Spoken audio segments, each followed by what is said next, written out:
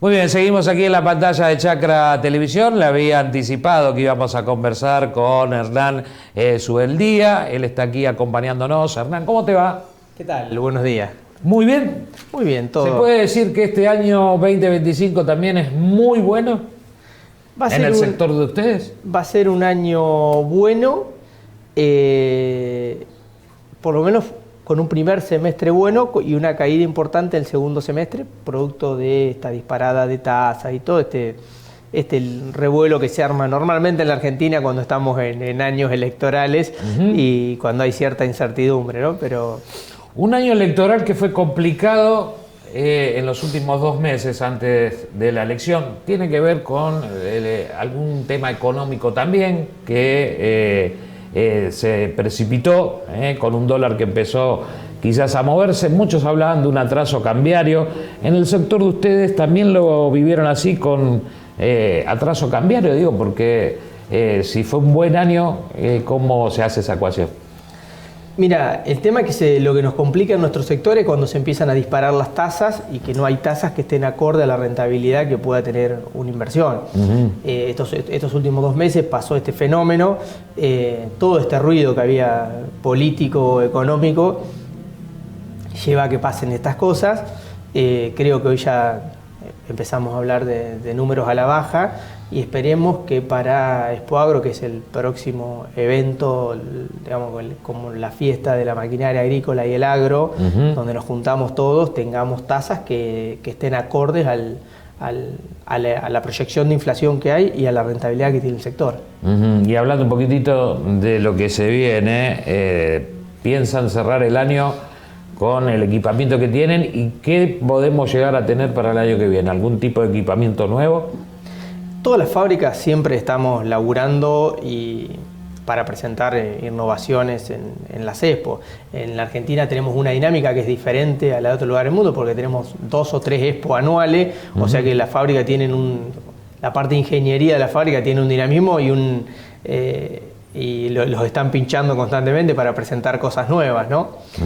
Siempre las Expos son lugares donde vos podés mostrar toda la innovación de tu empresa. Y también es un lugar de encuentro, más allá de eso, donde hay gente que va a visitarte y te compró la máquina el año pasado o todavía no tiene pensado comprártela, pero también es un punto de encuentro para clientes y fabricantes. ¿Cómo se hace para programar el año? Digamos, de acá a marzo parece que faltaría mucho, pero falta poco. Digo, ¿cómo se hace para programar el año, para armar esas tasas que vos decís para el cliente? ¿Con qué portfolio vamos a salir a vender? ¿Qué precio vamos a tener de acá a marzo en la Argentina? Por ahí uno programa una cosa y dentro de 3 meses es totalmente diferente. ¿Cómo se hace ese trabajo previo? En el tema precio yo creo que no va a haber grandes diferencias, hablando siempre bueno, hoy tenemos un tipo de cambio que está estable, podemos hablar casi en dólares o en pesos de la misma forma. Seguramente si se desregulan algunas cosas o si se llega a un avance en una modernización laboral o impositiva, todo eso va a afectar. Yo vengo diciendo que este gobierno separó el precio del costo y me parece que es un gran avance en términos de explicación económica. En algunos rubros tiene un vínculo más cercano y en otro tiene un vínculo más lejano. El precio lo pone el mercado y el costo tiene que ver con la rentabilidad que tiene el sector. En el caso de sembradoras, por ejemplo, que en la Argentina hay muchas fábricas y hay una competencia leonina entre ellos, está claro que mango que se ahorren cada uno del costo lo van a trasladar a precio para tratar de ganar operaciones. Pero el precio es una consecuencia de lo que pone el mercado. Nosotros en la Argentina, yo siempre digo, cuando se habla de costos, creo que es la discusión que tenemos que dar porque somos caros en costos y aún teniendo costos que están por encima de nuestros colegas brasileños en un 30% como mínimo, más el problema administrativo, burocrático que generan esas diferencias de impuestos, de tasas, de todo eso, que a veces no lo contemplamos como parte del costo, pero es parte del costo. Aún en esa condición completamente desfavorable, somos competitivos en precios. Digamos, la máquina agrícola hicimos en este último tiempo, estamos trabajando en un sistema de modelos digitales, donde de gemelos digitales estamos modificando cada modelo máquina y modificando variables y viendo el impacto que tiene sobre el costo cada una de esas variables. Y a la vez estamos haciendo una comparación de precios entre lo que pasa en la Argentina, fabricado por la Argentina, lo que pasa en la Argentina, que no se fabrica en la Argentina, que es la mayor parte de lo que pasa en la Argentina. El 70% prácticamente. Sí, exactamente. Y en el autopropulsado estamos hablando de arriba del 80%. Arriba del 80%. Lo que pasa en Brasil y lo que pasa en Estados Unidos, que son los países que nosotros tenemos más o menos como referencia, ¿no? Y nos encontramos que en precio la maquinaria agrícola es súper competitiva. Lo que sí es cierto que si tenemos un costo que no es competitivo, ese diferencial evita que no se va a proyecto de I+D, no se va a tecnificación. Digamos, las fábricas empiezan a ahorrar en un montón de lugares para seguir teniendo un precio competitivo, porque si yo esto te lo vendo a 20 y viene de otro lugar, te lo traen a 15, lo vas a comprar a 15, yo lo tengo que vender a 15, y si a mí fabricarlo me sale 14, y voy a terminar ganando nada. Lo que tengo que buscar ahora es bajar ese 14, y hay competencia que es una competencia directa, como por ejemplo sembradora, entre el mercado interno, y hay competencia que en el caso de pulverizadoras o tractores o collaras, que la competencia mayor la tenemos de lo que viene importado, ¿no? Claro, pero vos tenés un costo fijo ahí, que hagas lo que hagas, prácticamente no lo podés bajar, que tiene que ver con lo que se paga de luz, lo que se paga de impuesto municipal, las tasas, que al contrario, en lugar de bajar, como que va subiendo a poquito. ¿Cómo vos te podés plantear de acá a 6 meses, voy a hacer un plan de financiamiento que me sirva y que pueda cubrir el costo y que tenga una cierta rentabilidad? Mira, las empresas estamos constantemente trabajando en costo, puertas o portones adentro de nuestras fábricas. De hecho, en el caso nuestro, tenemos una empresa que es 100% autosustentable, nos generamos toda la energía que consume la empresa. Como para ponerte un ejemplo, estamos trabajando en procesos, la empresa está constantemente trabajando en I+D, en mejorar los layouts, en comprar robots, en láser, en un montón de cosas que hacen que las empresas sean más eficientes puertas adentro. Pero si vos después tenés que te están cargando el 16, el 20% sobre la factura de luz, de energía, de tasas, si después tenés que pagar 2 veces y pico, 3, la alícuota de ingreso bruto en toda tu cadena de valor, haces ahí para... si después estás pagando impuestos a los débitos y créditos hasta en el 931, hasta cuando pagás los sueldos, digamos, aparte de todo el costo laboral, no salarial que tiene la empresa, tiene que pagar débitos y créditos sobre el sueldo. Hay un montón de cosas que están distorsionadas. Yo creo que por lo menos este gobierno abrió una puerta para empezar a dialogar de todos esos temas, y creo que si bien hay cuestiones que son transversales a todos los sectores, hay cuestiones que son puntuales de cada uno de los sectores, y cada sector tiene un peso relativo como proyecto de país. Tal cual. Y bueno, tenemos que tratar de sentarnos en esa mesa y explicar cuál es nuestra realidad, cuáles son las cosas que nos pueden complicar y cuáles son las cosas que favorecen a todos. Acabas de asumir como presidente de CASMA, y para CASMA, ¿cuáles son esos proyectos o los primeros pasos que pensás dar? Mirá, ya que una persona más joven y con una empresa muy chica sea el presidente de CASMA, es un mensaje. Ya es importante. Es un mensaje de CASMA como entidad. Nosotros creo que tenemos que empezar a trabajar con todas las instancias de la política, es uno de los puntos, porque no podemos ver las cosas ya cocinadas cuando hay cosas que realmente pueden afectar para mal a nuestro sector, las que afectan para bien, más que las celebramos. Pero también entendemos que un funcionario que entra en un determinado lugar, capaz que tiene que resolver un tema que tiene que ver con minería, a los 14 minutos uno que tiene que ver con petróleo, y a los 7 minutos después uno que tiene que ver con agro. No puede estar sabiendo todo bien de todo. Pero no de este gobierno, del gobierno que sea. Entonces nuestra función es estar acompañando para estar mostrando nuestra realidad. Y creo que tenemos que trabajar con la política de una forma muy cercana para que todas las medidas que se tomen realmente sean favorables, y tenemos que trabajar de forma transversal con todo el resto de las cámaras e instituciones que tienen que ver con el entramado productivo del interior del país. Digamos, por favor, terminemos con la dicotomía agroindustria. La agroindustria es es la demostración que es agro e industria. Claro. Son las dos cosas, no es o una cosa o la otra. Exactamente. Claro. No podemos pensar en un país sin el agro, que forma parte del 20 y pico % del PBI, ni un país sin industria que forma parte del otro 20 y pico % del PBI. Entonces, de las dos cosas tenemos que estar hablando, las dos cosas tenemos que poner sobre la mesa. Tenemos que ser eficientes, pero no tenemos que cuidar ninguno de los sectores, porque los sectores dan laburo, y dan laburo genuino, y dan laburo de calidad y en el interior del país. Y este año se viene un desafío importante, digo, porque la Cámara de Diputados va a tener mayor cantidad de representantes del sector agropecuario.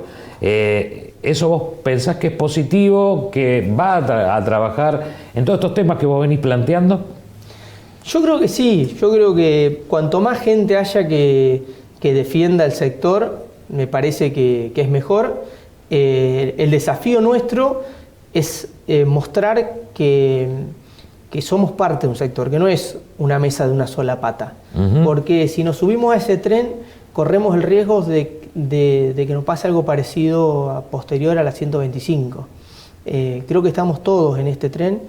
El sector agroindustrial forma, como los acopios, como los transportes, como los insumos, hay toda una cadena de valor que no podemos disociar al productor, los contratistas rurales, no podemos disociar al productor de todo eso. Claro. Si lo que hagamos lo hacemos mirando una sola de las patas a la mesa, corremos riesgo de que se nos caiga la mesa. Yo creo que tenemos que ir equilibrando todo para que todo funcione. Que el productor argentino sea uno de los sea el más eficiente del mundo en términos de huella de carbón y en tema de energía que consume para generar una proteína de alimento, no es una consecuencia solamente del productor argentino. Hay un montón de sectores que formaron parte de esa cadena de valor, llamaron la siembra directa, llamaron un montón de cosas que estuvieron en eso para que eso pase hoy en día. Yo soy de Carlos Casares, nuestra zona está muy complicada con lo que ha llovido en este último tiempo.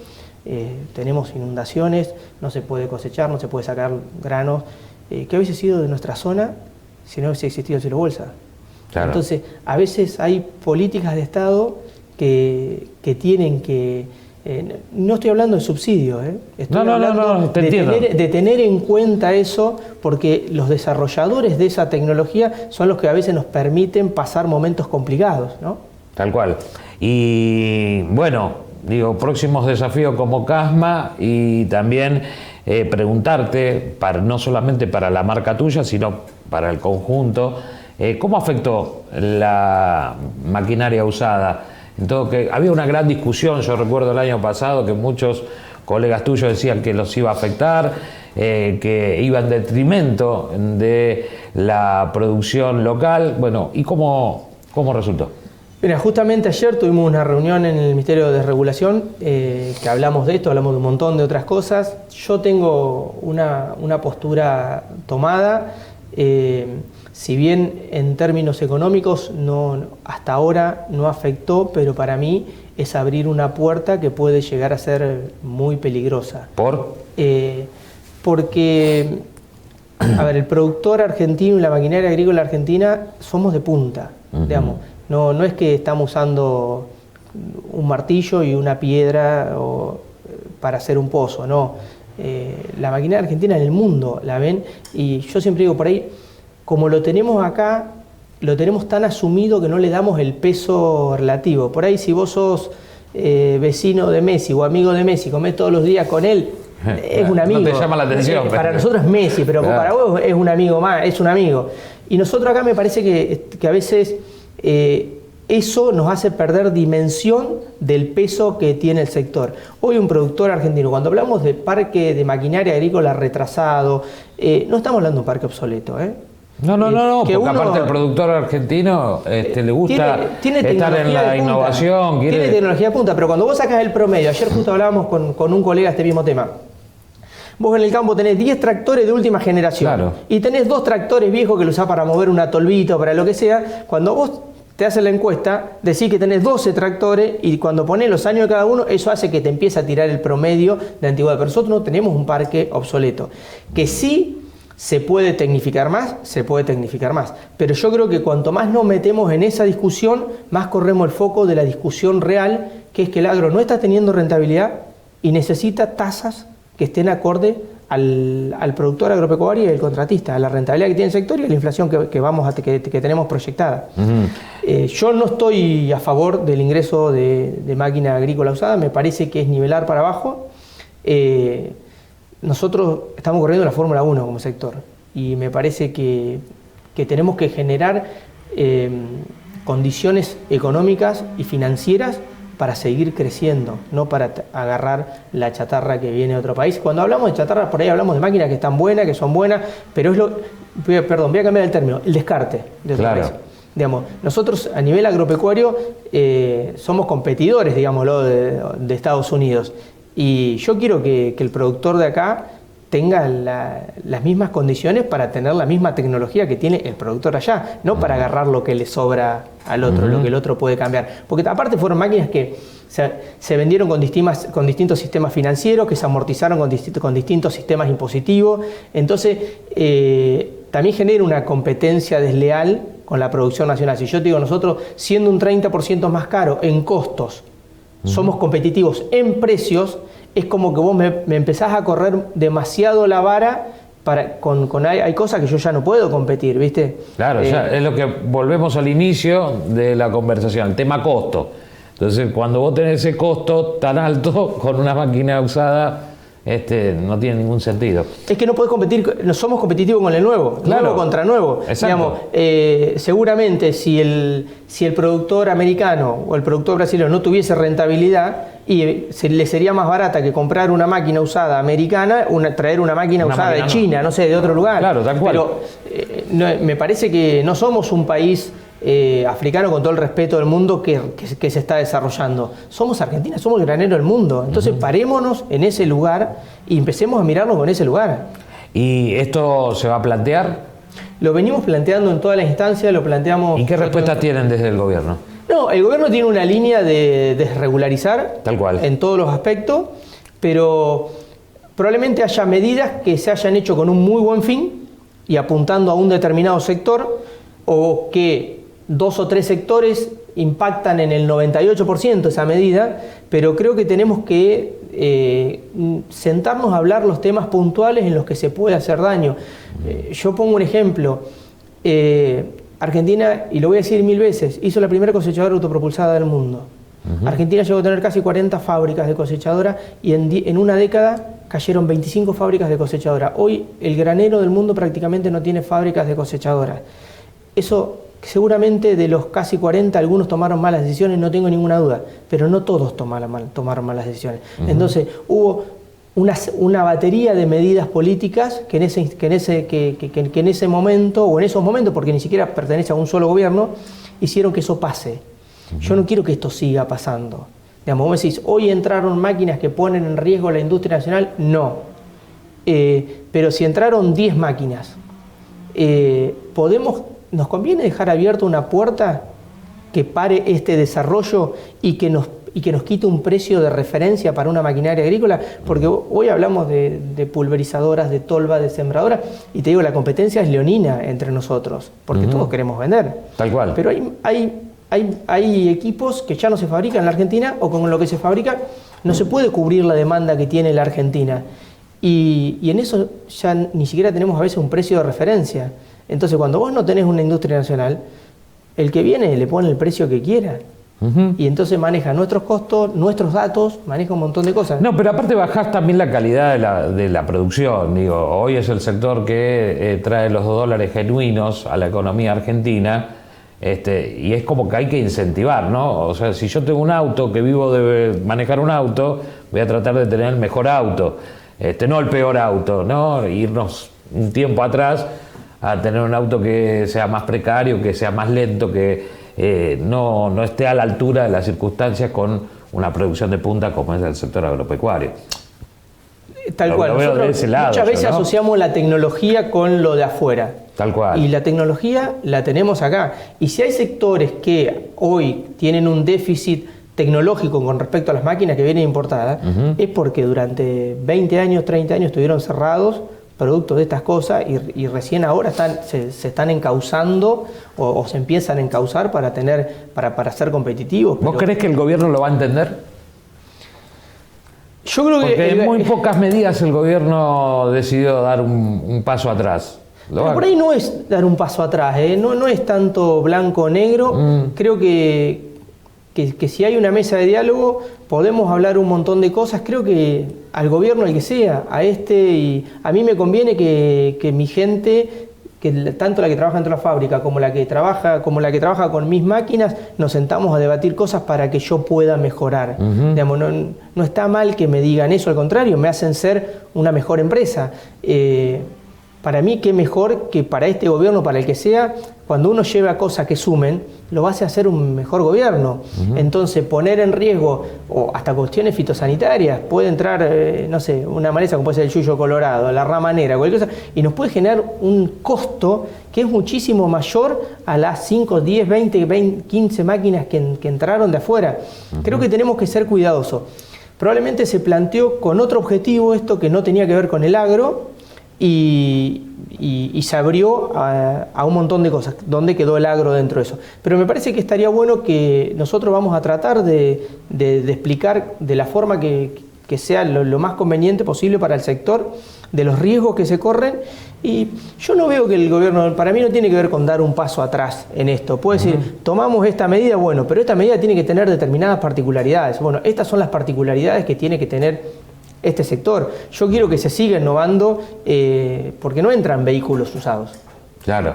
Entonces nos jactamos de la fortaleza que tiene el sector de pick-ups de la Argentina, pero no entran pick-ups usadas afuera.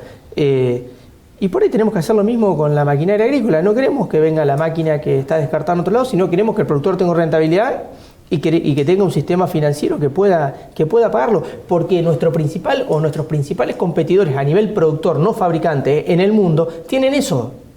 Claro, pero a su vez, si es por una cuestión de bajar costos, me parece que los costos tendrían que bajarse por otro lado y no por la infraestructura, por la tecnología, por la maquinaria. Parece que tendría que ir por otro lado esa baja de costos, ¿no? Todas las empresas nuestras, cuando compran fierros, por decirlo de alguna forma, que es tecnificación, no compramos máquina usada. No. Vos recorres la fábrica y no hay un robot usado, un láser usado, no sé, una plegadora CNC usada. Queremos tener las cosas nuevas porque es lo más eficiente. Más te digo, vos comprás un láser hace 10 años y hoy es viejo. Claro. Hoy tiene un valor que la productividad que tiene ya no te conviene comprarlo. No, para nada, no. Aparte, si vos querés hacer una producción de punta y ampliar la cantidad de hectáreas en tu productividad, me parece que tenés que buscar tal cual máquinas nuevas, ¿no? Y otra cosa me parece que tenemos que sumar en esto.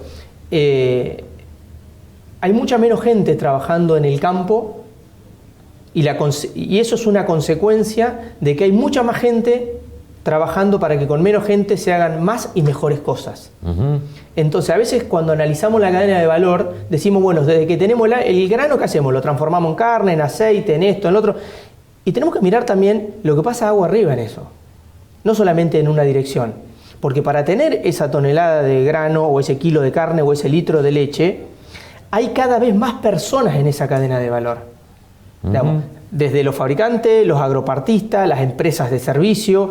Entonces, desarticular eso puede llegar a poner en jaque todo el entramado productivo que tiene el interior del país. Y eso sí es complicado. Tal cual. Bueno, Hernán, nos vamos quedando sin tiempo. Yo te agradezco que hayas venido. En un minuto decime un desafío que vos tengas para el 2026.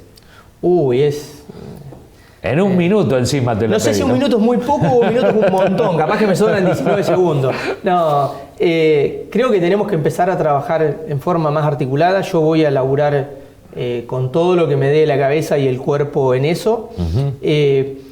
Nosotros no somos los únicos y todos los que forman parte de esta cadena de valor no son los únicos, y si tenemos que hacer escuela en el mejor sentido de la palabra, de decir, che, mira, en esto yo cedo esto, pero que entendamos que tenemos que laburar todos juntos. Y el sector agrícola es un sector de punta, que el productor, el fabricante, todo todo lo que representa eso es de punta y me encantaría que eso se vea. Digamos, que no pensemos, que no se lo trate al productor o al fabricante como que es un piloto de mitad de pelotón en una categoría zonal en tierra en la mitad de la provincia de Buenos Aires. No, estamos en la Fórmula 1. Digamos, o somos Hamilton, o somos Verstappen, o somos Alonso, pero estamos en la Fórmula 1. No nombrás a Colapinto. Bueno, o somos Colapinto. No somos Gaviria, estamos últimos. Bueno, no, pero también está bueno porque a veces esas cosas, igual que lo del fútbol, eso genera un sentimiento de nacional que a veces lo descuidamos, ¿viste? A veces vemos lo de afuera, decís, qué lindo que es París, y vos mirás Buenos Aires y salís a andar por Buenos Aires y es la ciudad de la puta madre. Entonces decís, miremos esto también, tengamos el industria argentina es mucho, no es solamente el grano. Entonces me gustaría ser uno de los tantos que lleve esa bandera y que de acá a 2, 4, 5, 10 años, con el gobierno que sea, con la línea que sea, realmente se nos mire como no se nos debería mirar. ¿Por qué no? Ojalá que se cumpla ese desafío para el 2026. Gracias por venir. Bueno, muchísimas gracias a ustedes.